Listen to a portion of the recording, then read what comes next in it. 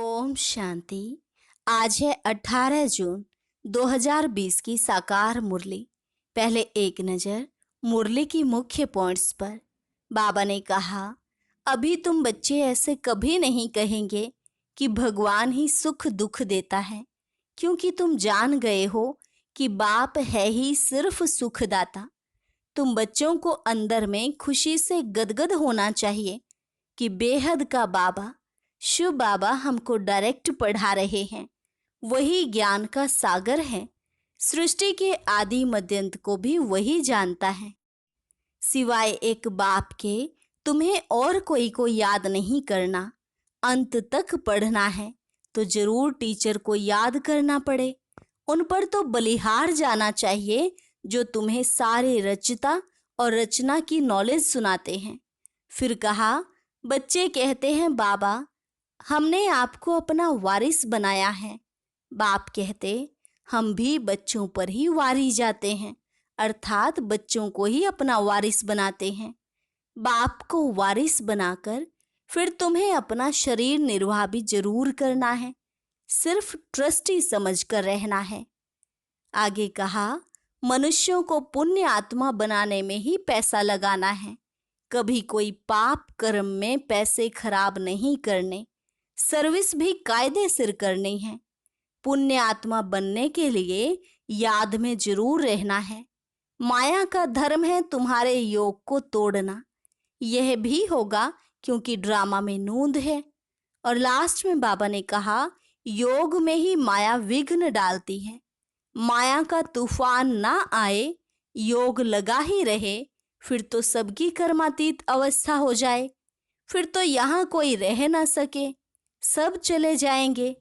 जबकि बाबा के पास भी तूफान आते रहे तो तुमको भी यह जरूर आएंगे। अब सुनते हैं महावाक्यों को विस्तार से। मुरली का सार। मीठे बच्चे, बाप तुम्हें नई दुनिया के लिए राजयोग सिखला रहे हैं। इसलिए इस पुरानी दुनिया का विनाश भी जरूर होना है।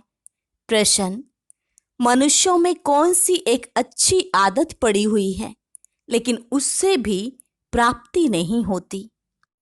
उत्तर, मनुष्यों में भगवान को याद करने की जैसे आदत पड़ी हुई है।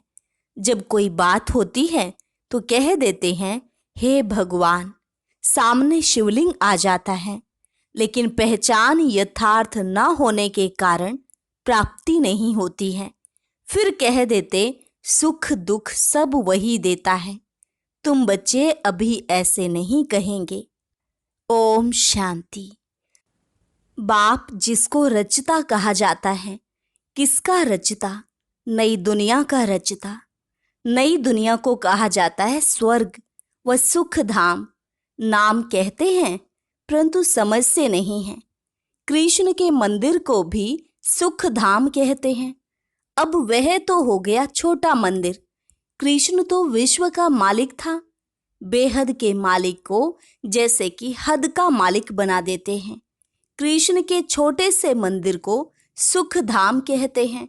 बुद्धि में यह नहीं आता कि वह तो विश्व का मालिक था, भारत में ही रहने वाला था। तुमको भी पहले कुछ पता नहीं था। बाप को तो सब कुछ पता है। वह सृष्टि के आदि मध्यंत को जानते हैं। अभी तुम बच्चे जानते हो। दुनिया में तो यह भी किसको पता नहीं है, ब्रह्मा विष्णु शंकर कौन है। शिव तो है ऊंचते ऊंच भगवान। अच्छा, फिर प्रजापिता ब्रह्मा कहाँ से आया? है तो मनुष्य ही। प्रजापिता ब्रह्मा तो जरूर यहाँ ही चाहिए ना, जिससे ब्राह्मण पैदा हो। प्रजापिता माना ही मुख से एडॉप्ट करने वाला। तुम हो मुख वंशावली। अब तुम जानते हो कि कैसे ब्रह्मा को बाप ने अपना बनाकर मुख वंशावली बनाया है। इनमें प्रवेश भी किया, फिर कहा कि यह हमारा बच्चा भी है। तुम जानते हो ब्रह्मा नाम कैसे पड़ा, कैसे पैदा हुआ, यह और कोई नहीं जानते हैं। सिर्फ महिमा गाते हैं कि परम पिता परमात्मा ऊंचते ऊंच हैं, परंतु यह कोई की बुद्धि में नहीं आता कि ऊंचते ऊंच बाप है। हम सभी आत्माओं का वह पिता है, वह भी बिंदु रूप ही है। उनमें सृष्टि के आदि मध्यंत का ज्ञान है। यह नॉलेज भी तुमको अभी मिली है। पहले जरा भी यह ज्ञान नहीं था।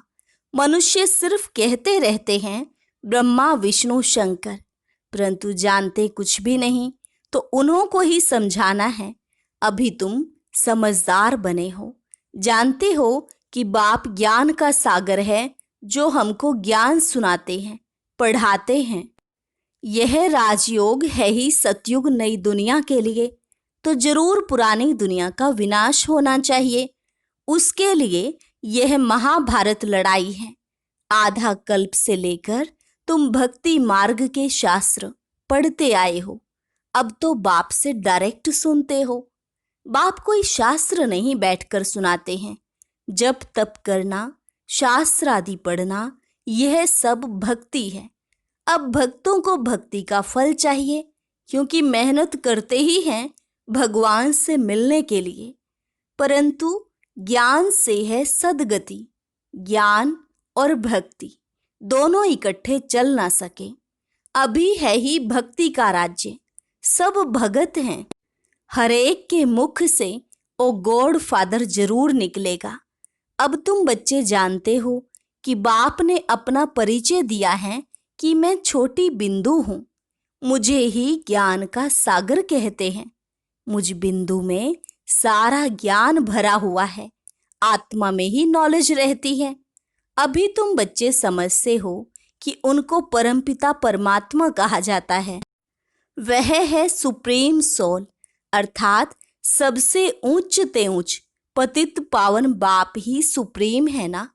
मनुष्य हे भगवान कहेंगे तो शिवलिंग ही याद पड़ेगा, वह भी यथार्थ रीति से नहीं। एक जैसे की आदत पड़ गई है कि भगवान को याद करना है, भगवान ही सुख दुख देता है। अभी तुम बच्चे ऐसे नहीं कहेंगे। तुम जानते हो कि बाप तो सुखदाता है। सतयुग में सुख धाम था, वहां दुख का नाम नहीं था। कलयुग में है ही दुख, यहाँ सुख का नाम ही नहीं। ऊंचते ऊंच भगवान, वह है सर्व आत्माओं का बाप। यह किसको पता नहीं है कि आत्माओं का बाप भी है। कहते भी हैं हम सब ब्रदर्स हैं, तो जरूर सब एक बाप के बच्चे ठहरे ना। कोई फिर कह देते कि वह तो सर्वव्यापी है, तेरे में भी है, मेरे में भी है। अरे तुम तो आत्मा हो, यह तुम्हारा शरीर है, फिर तीसरी चीज कैसे हो सकती। आत्मा को परमात्मा थोड़े ही कहेंगे। जीव आत्मा कहा जाता है, जीव परमात्मा नहीं कहा जाता। फिर परमात्मा सर्वव्यापी कैसे हो सकता। बाप सर्वव्यापी होता तो फिर फादरहुड हो जाता। फादर को फादर से वर्षा थोड़े ही मिलेगा, बाप से तो बच्चा ही वर्षा लेता है। सब फादर कैसे हो सकते, बच्चे चाहिए ना। इतनी छोटी सी बात भी कोई की समझ में नहीं आती है। तब बाप कहते हैं बच्चे, हमने आज से 5000 वर्ष पहले तुमको कितना समझदार बनाया था। तुम एवर हेल्दी वेल्दी समझदार थे। इससे जास्ती समझदार कोई हो नहीं सकता। तुमको अभी जो समझ मिलती है, यह फिर वहां नहीं होगी। वहां यह थोड़े ही मालूम रहता कि हम फिर गिरेंगे। यह मालूम हो तो फिर सुख की भासना ही ना आए। यह ज्ञान प्राय लोप हो जाता है। यह ड्रामा का ज्ञान सिर्फ अभी तुम्हारी बुद्धि में है।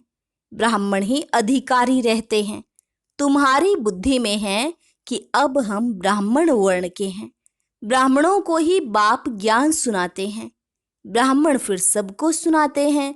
गायन भी है कि भगवान ने आकर स्वर्ग की स्थापना की थी, राजयोग सिखाया था। देखो कृष्ण जयंती मनाते हैं, समझते हैं कि कृष्ण बैकुंठ का मालिक था, परंतु वह विश्व का मालिक था, यह बुद्धि में नहीं आता। जब उसका राज्य था तो और कोई धर्म नहीं था, उनका ही सारे विश्व पर राज्य था और जमुना के किनारे था। अब तुमको यह कौन समझा रहे हैं। भगवानुवाच। बाकी वह जो भी वेद शास्त्र आदि सुनाते वह हैं भक्ति मार्ग के। यहाँ तो खुद भगवान तुमको सुना रहे हैं। अभी तुम समझते हो हम पुरुषोत्तम बन रहे हैं।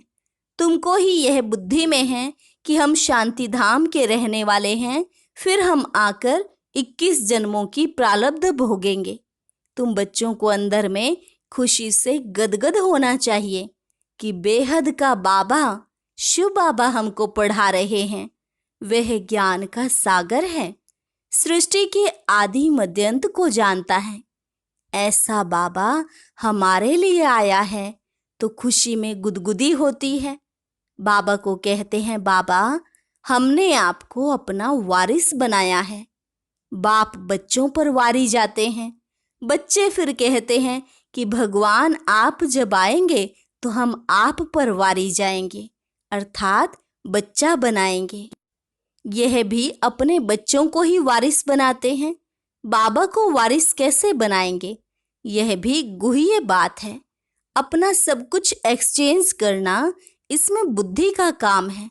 गरीब तो झट एक्सचेंज कर लेंगे, साहूकार मुश्किल करेंगे। जब तक कि पूरी रीति ज्ञान ना उठावें, इतनी हिम्मत नहीं रहती।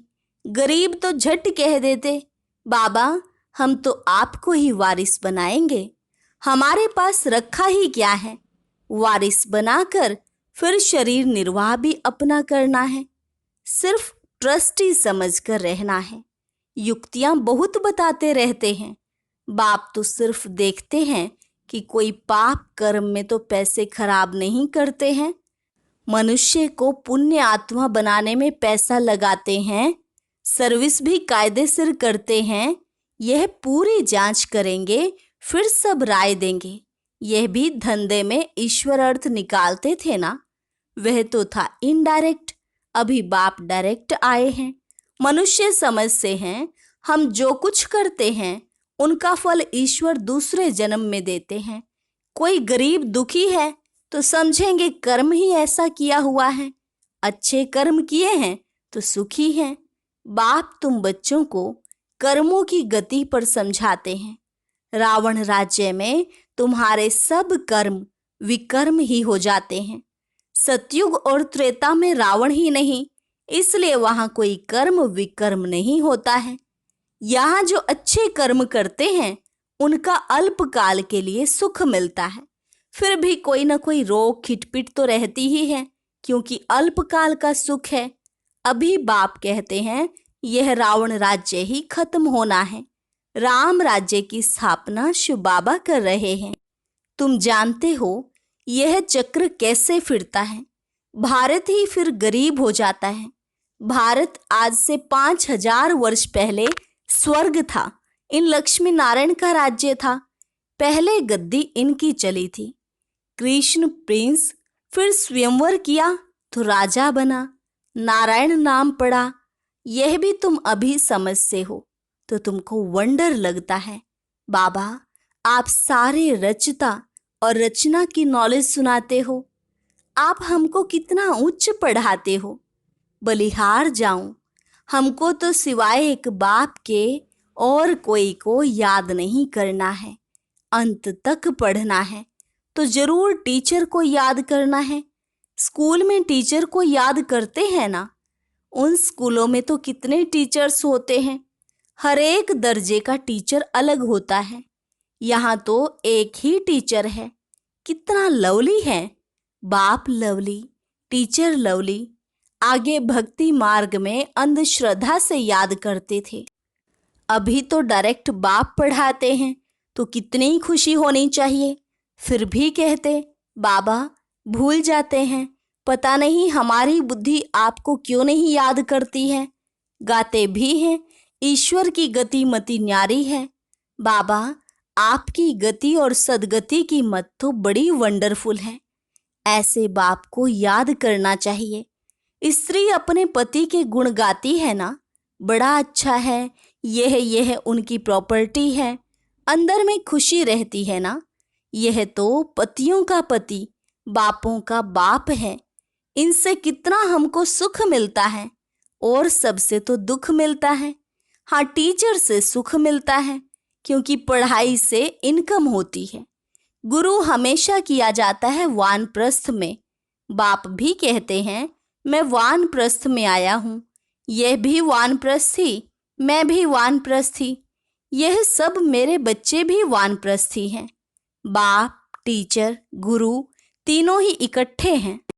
बाप टीचर भी बनते हैं, फिर गुरु बन साथ ले जाते हैं। उस एक बाप की ही महिमा है। यह बातें और कोई शास्त्र आदि में नहीं है। बाबा हर बात अच्छी रीति समझाते हैं। इनसे ऊंची नॉलेज कोई होती नहीं, ना जानने की दरकार रहती है। हम सब कुछ जानकर विश्व के मालिक बन जाते हैं और जास्ती क्या करेंगे। बच्चों की बुद्धि में यह हो तब खुशी में और उसी याद में रहें। पुण्य आत्मा बनने के लिए याद में जरूर रहना चाहिए। माया का धर्म है तुम्हारे योग को तोड़ना। योग में ही माया विघन डालती है। भूल जाते हो माया के तूफान बहुत आते हैं। यह भी ड्रामा में नोंद है। सबसे आगे तो यह है, तो इनको सब अनुभव होते हैं। मेरे पास जब आए तब तो सबको समझाऊं ना। यह सब माया के तूफान आएंगे। बाप के पास भी आते हैं, तुमको भी आएंगे। माया का तूफान ही ना आए, योग लगा ही रहे तो कर्मातीत अवस्था हो जाए, फिर हम यहाँ रह ना सकें। कर्मातीत अवस्था हो जाएगी तो फिर सब चले जाएंगे। शिव की बारात गाई हुई है ना, शिव बाबा आए तब हम सब आत्माएं जाएं। शिव बाबा आते ही हैं सबको ले जाने। सतयुग में इतनी आत्माएं थोड़े ही होंगी। अच्छा, मीठे मीठे सिकिलधे बच्चों प्रति मात पिता बाप दादा का याद प्यार और गुड मॉर्निंग। रूहानी बाप की रूहानी बच्चों को नमस्ते। रूहानी बच्चों की रूहानी बाप दादा को नमस्ते नमस्ते, गुड मॉर्निंग। धारणा के लिए मुख्य सार। पहली पॉइंट, शिव बाबा को अपना वारिस बनाकर सब कुछ एक्सचेंज कर देना है। वारिस बनाकर शरीर निर्वाह भी करना है, ट्रस्टी समझकर रहना है। पैसे कोई भी पाप कर्म में नहीं लगाने हैं। दूसरी पॉइंट, अंदर खुशी में गुदगुदी होती रहे कि स्वयं ज्ञान का सागर बाबा हमको पढ़ा रहे हैं। पुण्य आत्मा बनने के लिए याद में रहना है। माया के तूफानों से डरना नहीं है। वरदान, रूहानियत की स्थिति द्वारा व्यर्थ बातों का स्टॉक खत्म करने वाले खुशी के खजाने से संपन्न भव। रूहानियत की स्थिति द्वारा व्यर्थ बातों का स्टॉक खत्म करने वाले खुशी के खजाने से संपन्न भव। रूहानियत की स्थिति द्वारा व्यर्थ बातों के स्टॉक को समाप्त करो, नहीं तो एक दो के अवगुणों का वर्णन करते बीमारी के जर्म्स वायुमंडल में फैलाते रहेंगे। इससे वातावरण पावरफुल नहीं बनेगा। आपके पास अनेक भावों से अनेक आत्माएं आएंगी, लेकिन आपकी तरफ से शुभ भावना की बातें ही ले जाएं। यह तब होगा जब स्वयं के पास खुशी की बातों का स्टॉक जमा होगा। यदि दिल में किसी के प्रति कोई व्यर्थ बातें होंगी तो जहां बातें हैं वहां बाप नहीं पाप है। स्लोगन, स्मृति का स्विच ऑन हो तो मूड ऑफ नहीं हो सकती। स्मृति का स्विच ऑन हो तो मूड ऑफ हो नहीं सकता। आजकल हम देख रहे हैं चारों तरफ डिप्रेशन का वायुमंडल बनता जा रहा है। बहुत कम एज के लोग भी इसका शिकार होते जा रहे हैं और तनावग्रस्त होकर फिर कुछ न कुछ गलत कदम उठा लेते हैं। तो आज तनाव से मुक्त खुशहाल जीवन जीने के लिए एक बहुत सुंदर क्लास अपलोड की गई है, वह ज़रूर सुनें और सभी को सुनाएं।